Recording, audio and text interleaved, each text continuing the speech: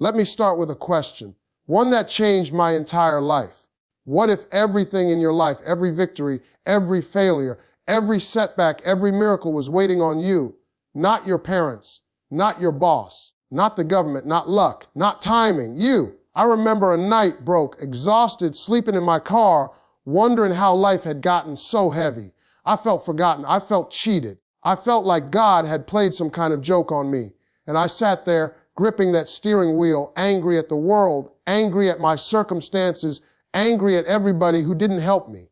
But the truth, I was really angry at myself, and I'll never forget this moment. I looked in the mirror and I said out loud, "Steve, nobody's coming, not a rescue, not a miracle, not a lucky break, nobody."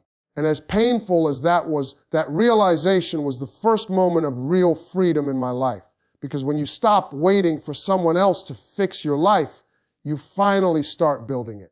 That's what I want to talk about tonight, the power of radical responsibility. The kind of responsibility that doesn't blame, doesn't point fingers, doesn't make excuses. The kind of responsibility that says, my life, my choices, my results, my future, my move. See, responsibility isn't punishment, it's power. When you take full ownership of your life, not just the good parts, not just the easy parts, but all of it, you unlock something unstoppable inside you. And that journey, that transformation unfolds in 7 powerful shifts. Not steps on a checklist, not lessons in a textbook, but chapters in a personal revolution. Let's walk through them. The moment you stop blaming, there comes a moment in every life when the world feels heavy, unfair, and stacked against you. You look around and it feels like everybody else got a head start. Somebody else had better parents, a better neighborhood, better money, better timing, better opportunities. And it becomes so easy, almost natural to point fingers, to say, I could have made it if they supported me, if life didn't hit me, if they didn't leave me, if I had what they had. Blame feels comforting for a while because it gives us a place to put our pain. It gives us a reason for why things didn't work out. It gives us an enemy outside ourselves so we don't have to face the enemy within. But there's a quiet truth most people never admit. Blame doesn't fix anything. It doesn't move you forward. It doesn't open doors. It doesn't build dreams. It just keeps you stuck in the same story, repeating the same hurt, the same struggle, the same excuses. And one day, if you're honest, you realize blame isn't protecting you. It's imprisoning you. There's a moment, sometimes triggered by heartbreak, failure, rock bottom, when something in your spirit whispers, what if the problem isn't out there? What if the answer is in here? That moment is terrifying, because taking responsibility means accepting that your choices, your actions, your habits, your decisions played a role in where you are. It means admitting that you can't keep pointing at other people. It means facing yourself.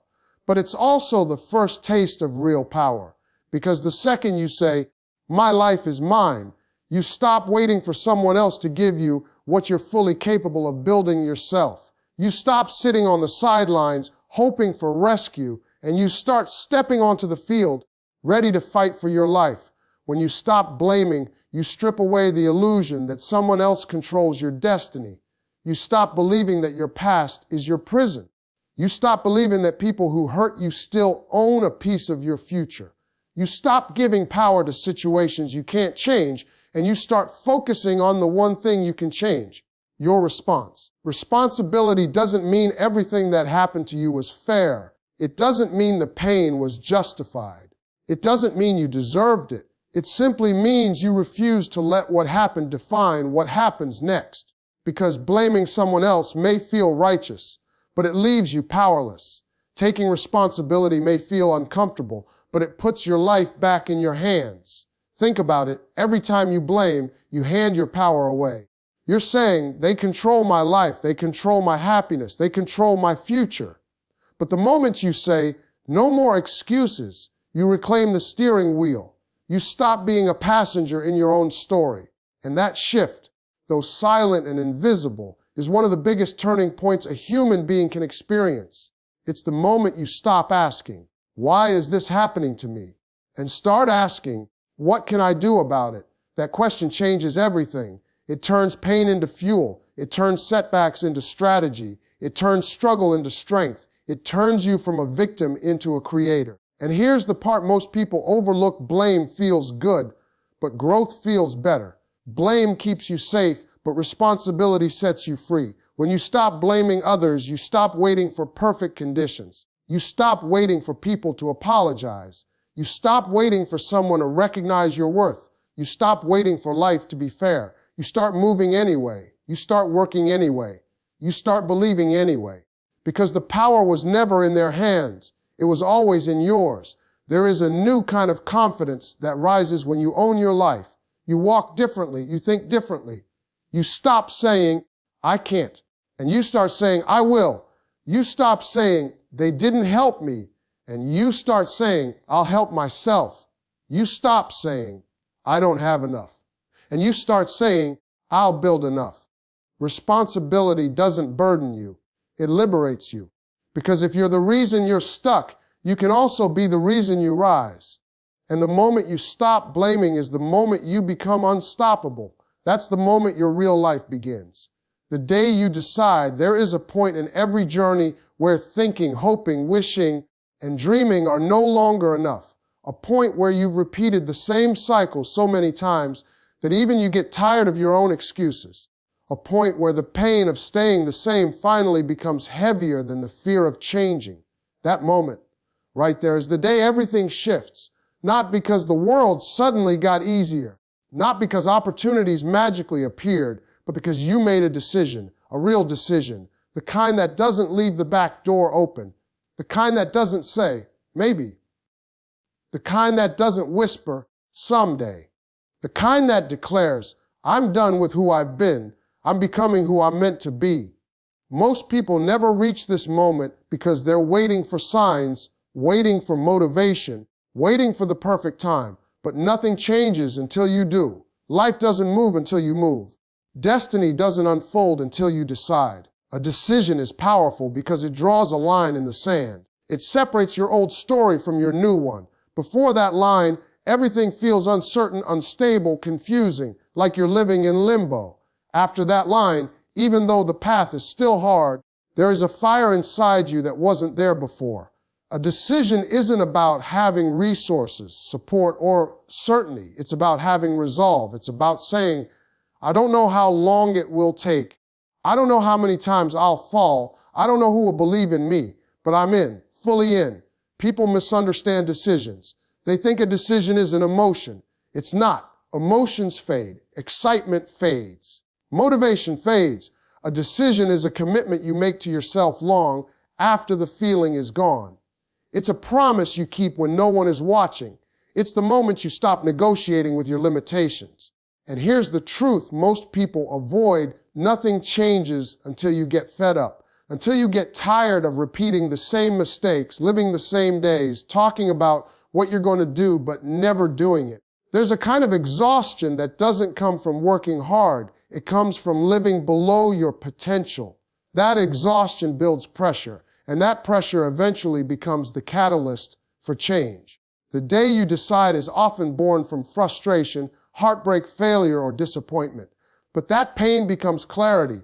It makes you say, I can't keep living like this. That sentence, as simple as it is, has started more transformations than talent ever has. Because when you decide, you stop entertaining the exit routes. You stop giving yourself permission to quit. You stop looking back. A true decision changes your identity. You stop saying, I want to lose weight. And you start saying, I'm someone who takes care of my body. You stop saying, I want to start a business. And you start saying, I'm building something that's mine. You stop saying, I hope things get better. And you start saying, I'm making my life better. The shift isn't in the words. It's in the ownership. When you decide, you step into a new version of yourself. You show up differently. You wake up differently. You think differently. People around you can feel it. They may not understand it. They may doubt you. They may criticize you, but they can sense that something in you has locked in. And once a person becomes locked in, they become dangerous in the best way, because a locked-in person doesn't quit when it's painful. They don't stop when it's slow. They don't fold when it's lonely. They stay, they push, They fight, they follow through. The day you decide isn't the day everything gets easier. It's the day you finally stop running. It's the day you face the mountain instead of walking around it. It's the day you stop waiting for someone to save you and realize you're responsible for saving yourself. And something incredible happens after that decision. Life starts responding to you differently, not because life changed, but because you did. Opportunities you never saw before begin appearing, not because they weren't there, but because you finally had the courage to look for them. People start taking you seriously, not because they suddenly believed, but because you finally did. The universe doesn't reward hesitation. It rewards commitment. When you decide, doors open that would have stayed locked forever. And the most beautiful part, a decision doesn't require perfection. It doesn't require knowing the whole path. It doesn't require having it all figured out. It just requires one yes, one moment where you say, I'm ready. One moment where you stop living by default and start living by design. One moment where you choose your future over your fear. That moment is the birth of progress, the spark of transformation, the quiet beginning of a louder, stronger, greater life. Because everything you want, peace, success, confidence, purpose, begins the day you decide you're no longer settling for less. That's the day your story truly starts. The courage to face yourself. There comes a point in life when the biggest battle isn't with other people, circumstances, or obstacles. It's with the person staring back at you in the mirror. Most people spend years running from themselves. They stay busy. They stay distracted. They stay loud. They bury their truth under work. Entertainment, relationships, excuses, anything that keeps them from having to sit alone with who they really are. Because deep down, facing yourself is scary. It means admitting that some of your pain came from your own decisions. It means admitting that certain habits, weaknesses, fears, and patterns have been quietly sabotaging your life. It means acknowledging that you've played a part in your own struggle. And that honesty can hit harder than any failure ever could. But that moment when you stop hiding from your reflection is the beginning of real transformation. Because you can't change what you refuse to confront. The courage to face yourself starts with truth. Not the filtered truth you tell the world. Not the softened truth you tell your friends. Not the convenient truth you tell when you want sympathy. But the raw truth you whisper when no one else can hear you. The truth about your discipline. The truth about your effort. The truth about your attitude. The truth about your fears. The truth about the dreams you abandoned because you were afraid of failing. The truth about the times you quit too early. The truth about the people you blamed so you wouldn't have to blame yourself. This level of honesty hurts. It strips away the image you've been protecting. It forces you to meet the real you, not the version you pretend to be, not the version you wish you were, but the version you've become. But pain with purpose is power. That discomfort is the doorway to growth. Most people avoid this inner confrontation because it threatens their comfort. It's easier to say, I'm unlucky, than to admit, I've been lazy. It's easier to say, people didn't support me, than to admit, I never committed. It's easier to say, life is unfair, than to admit, I've been playing small. We protect our egos even when it destroys our potential. We defend our excuses even while they rob us of our future. We cling to our old identity even though it's suffocating us. But the truth is simple. You cannot become someone new while holding on to who you used to be. The courage to face yourself is the courage to let go of the story that keeps you stuck. It's the courage to say, I can do better. I can be better. I was made for more than this. And here's the thing, facing yourself isn't about shame. It's not about beating yourself up. It's not about calling yourself a failure. It's about responsibility.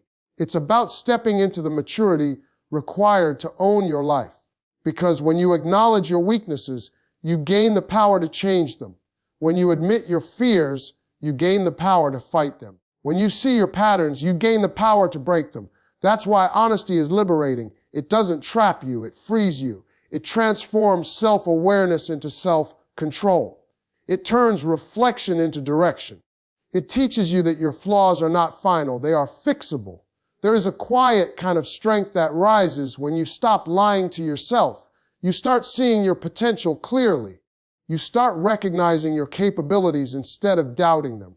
You stop comparing yourself to others because you finally understand the only competition that ever mattered was the one within. You stop running from your past and start learning from it.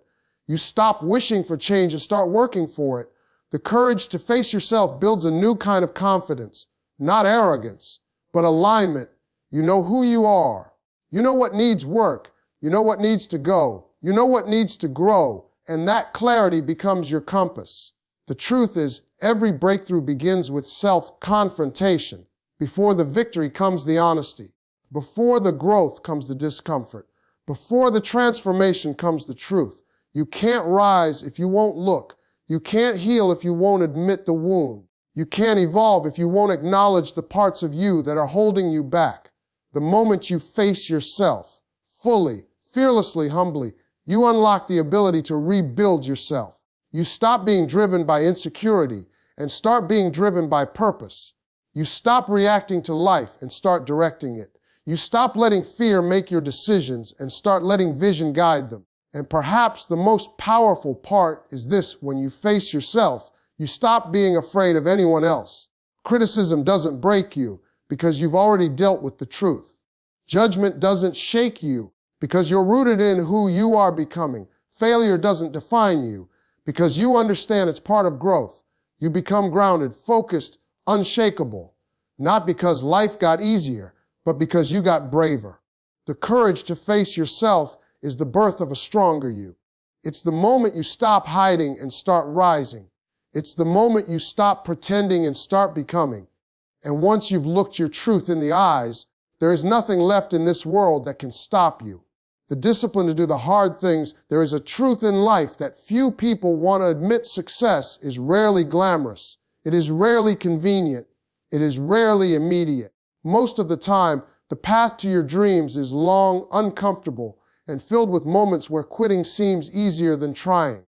And that is why discipline, the ability to do the hard things even when you don't feel like it, is the single most powerful force in achieving greatness. Discipline is not a punishment. It's not a restriction. It's not about making life miserable. Discipline is the bridge between who you are and who you were meant to become.